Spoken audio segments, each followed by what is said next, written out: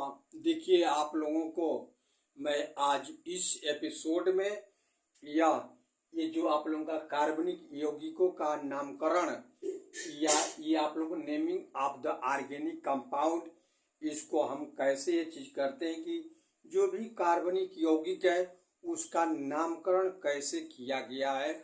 तो ये पहले जो ये इन लोगों का नाम, जैसे ये रूढ़ या निरर्थक पद्धत बोलते हैं। इस समय के जो कार्बनिक यौगिक थे उस समय इनकी संख्या बहुत कम थी, समझ रहे हैं ना। तो अब उस समय में ये जो देखा गया संख्या इसकी कम थी, तो उस समय कार्बनिक यौगिकों का नाम ये लिखने के नामकरण करने के लिए उस समय जो देखा गया कि नहीं यह यौगिक का स्रोत क्या है या उसके विशेष गुणों के आधार पर उसका नाम का कार्बनिक यौगिकों के नाम का नामकरण किया गया है। जैसे आप लोगों का देखिए, पहले जैसे मान लो कि दलदल से मिलने वाला चीज, दलदल में से निकलने वाली गैस को हम मीथेन, जिसका नाम हम मार्स गैस कहते हैं, और तो उसके नाम पर उसका नाम रखा गया। दूसरा जो देख रहे हैं कि कुछ ऐसे कार्बनिक यौगिक है जो लकड़ियों से प्राप्त हुआ है, जिसमें CH3OH का नाम, जिसको हम कास्ट स्पिरिट भी बोलते हैं, तो उस तरीके से इसका नाम रखा गया। कुछ ऐसे कार्बनिक यौगिक थे जो सिरका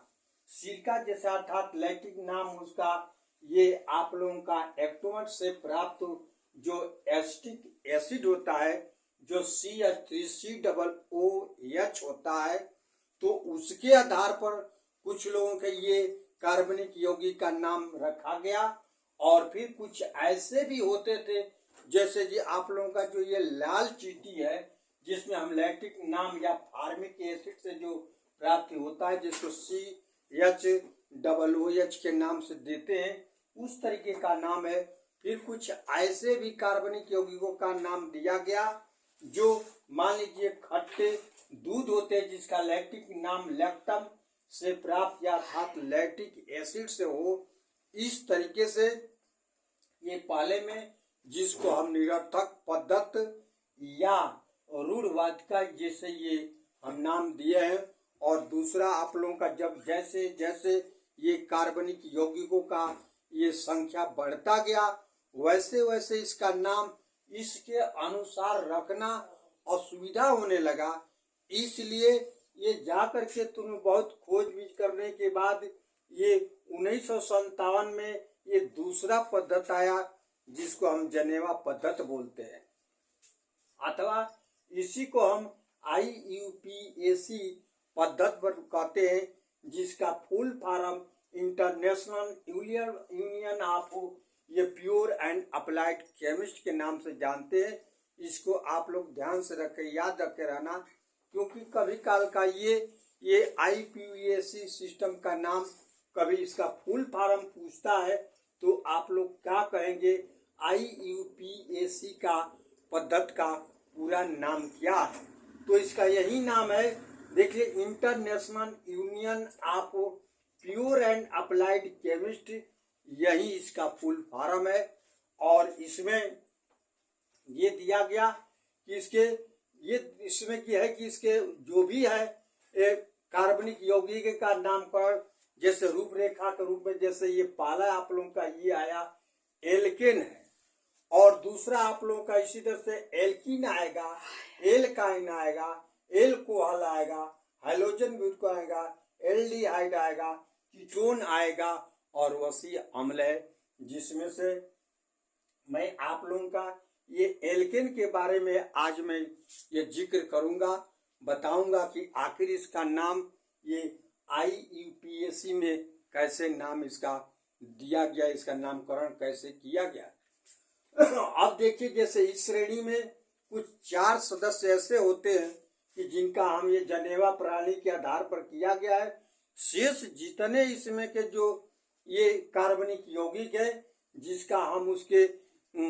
कार्बनिक यौगिक में कार्बनों की संख्या, परमाणुओं की संख्या के आधार पर उसका नाम किया गया है। जैसे इसमें एल्केन में जिसका सामान्य सूत्र CnH2n+2 होता है। जैसे इसका देखिए एल्केन का नाम, ये